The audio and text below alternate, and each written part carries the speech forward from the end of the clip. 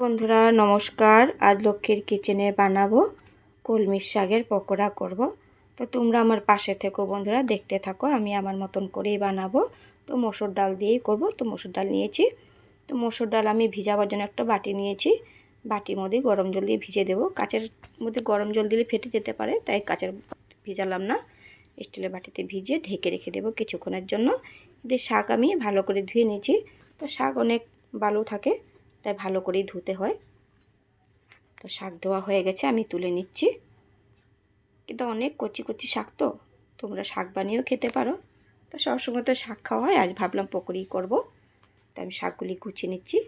দেখুন একদম কচি কচি, আর ছোট ছোট করে আমি একদম কেটে নেব সবগুলো। কলমির শাক কিন্তু পেটের জন্য খুবই ভালো, ঠান্ডা রাখে। তো দেখুন আমি এভাবে করে আমি জিরি জিরি করে কেটে নিয়েছি।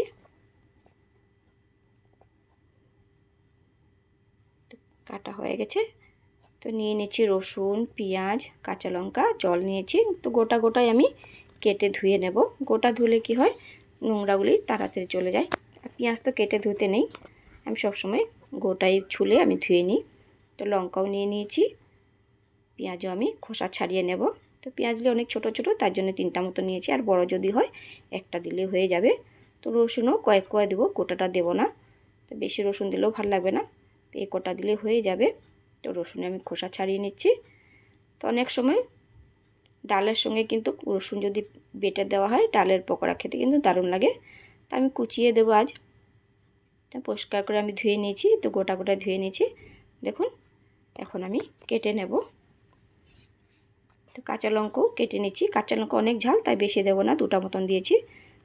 রসুনও আমি জিরি জিরি করে কেটে নিচ্ছি, এভাবে করে কেটে নিচ্ছি। তো পেঁয়াজও একটু বড় বড় সাইজ করে কেটে নেব। তো পকোড়ার মধ্যে একটু পেঁয়াজ বেশি করে দিলে ভালোই লাগে। তো পেঁয়াজ, রসুন, কাঁচা লঙ্কা কাটা হয়ে গেছে।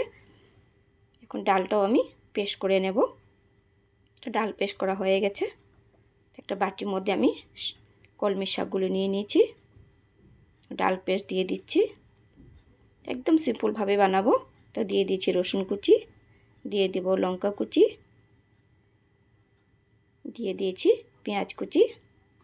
যে কোনো পকোড়াতে কিন্তু পেঁয়াজ বেশি দিলে খুবই ভালো লাগে। দিয়ে দিয়েছি পরিমাণ মতো নুন, দিয়ে দেব হলুদ গুঁড়ো, দিয়ে ভালো করে মেখে নেব। লবণ যদি পরে লাগে আবার দেওয়া হবে, বেশি দিলে লবণ হয়ে যাবে। তো দিয়ে দিই সামান্য চিনি, দিয়ে ভালো করে আবার মিশিয়ে নিচ্ছি। ব্যাস হয়ে গেছে, রেডি। এখন আমি ভেজে নেব। তো এতে গ্যাস জ্বালিয়ে দিয়েছি, তো কড়াইয়ে বসে দিয়েছি, সাদা তেল দিয়ে দিয়েছি। তেলটা গরম করে কম আঁচ করে আমি ভেজে নেব, ছোট ছোট করে দিয়ে দিচ্ছি। তো বেশি টাইম লাগে না কিন্তু পকোড়া ভাজতে, অনেক সুন্দরভাবে হয়ে যায়। এভাবে করে আমি দিয়ে দিয়েছি। একটু উল্টে পাল্টে দেব। তো একটু ব্রাউন ব্রাউন কালার ভালো করে ভেজে নেব। একটু গোল্ডেন কালার হয়ে গেছে, তো নামিয়ে নিচ্ছি। সবগুলি বানানোর পরে তোমাদেরকে দেখিয়ে দিচ্ছি। দেখুন এভাবে করে বানিয়ে নিলাম। ভাতের সঙ্গে খেতে পারো, চায়ের সঙ্গে খেতে পারো।